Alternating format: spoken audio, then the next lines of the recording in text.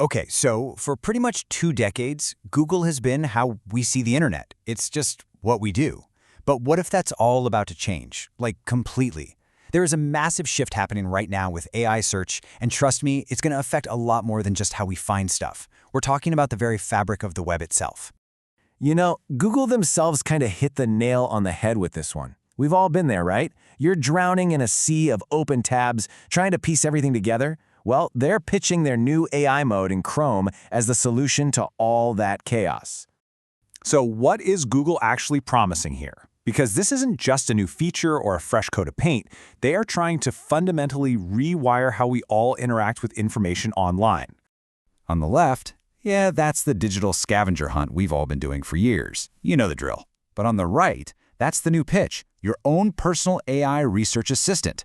So instead of you trying to piece together a puzzle from 10 different boxes, the AI just hands you the finished picture. This is their big solution to what experts call the keyword foraging problem. And you gotta admit, the vision is pretty incredible. I mean, imagine you're reading some super dense scientific paper, and you have an AI expert right there with you, ready to explain the complicated parts, all without ever leaving the page. It's literally like having a conversation with the web itself. Okay, so that's the dream. But what happens when this powerful new tool actually gets into the hands of real people? Well, a recent usability study from the Nielsen-Norman Group, they're a huge deal in this space, paints a very different picture. And it's less about seamless convenience and more about, well, confusion and frustration. And this quote from one of the participants, it really hits home, doesn't it? Instead of finding clarity, users just felt totally overwhelmed. The very tool that was designed to make search simpler was ironically making it way more complicated. This really shows the giant gap between Google's slick vision and the clunky reality people are facing. I mean, first off, the feature is so hidden that most users in the study hadn't even found it. And when they did, they got hit with this huge wall of text and got lost in Google's alphabet soup of AI brands. And hey, let's just clear that up real quick. You've got AI overviews. Those are the summaries at the top of your search results. Then there's the new AI mode in Chrome. That's this conversational tool. And it's all powered by Gemini, which is their actual AI model. See? It's no wonder people were confused. So with all these usability stumbles, you have to ask, how does Google's new AI search actually stack up in the ring against heavy hitters like ChatGPT and Perplexity? All right, let's check out the tale of the tape. A massive study from SE Ranking put the top 4 AI search tools right up against each other. It found Google's answers are kind of middle of the road in length. But what's really fascinating is this low semantic similarity score. Now, in simple terms, that means Google's AI is thinking differently. Its answers are the least like everyone else's, which suggests it's got a pretty unique approach going on under the hood. And this chart really just lays out a key difference in philosophy.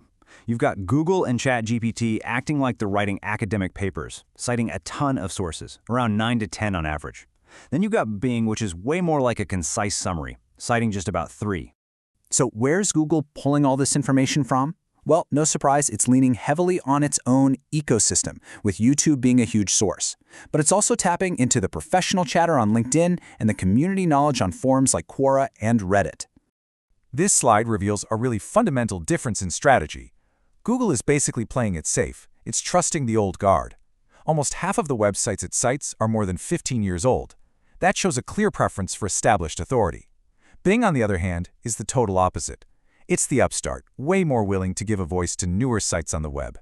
But all this convenience, getting an instant AI-generated answer, it comes at a price, and it is sending some serious shockwaves through the entire internet ecosystem. Just look at this number. According to a report from Digiday, some web publishers have seen their traffic from Google drop by as much as 25% since AI overviews rolled out. For any online business, that is not just a dip, that's a cataclysmic drop.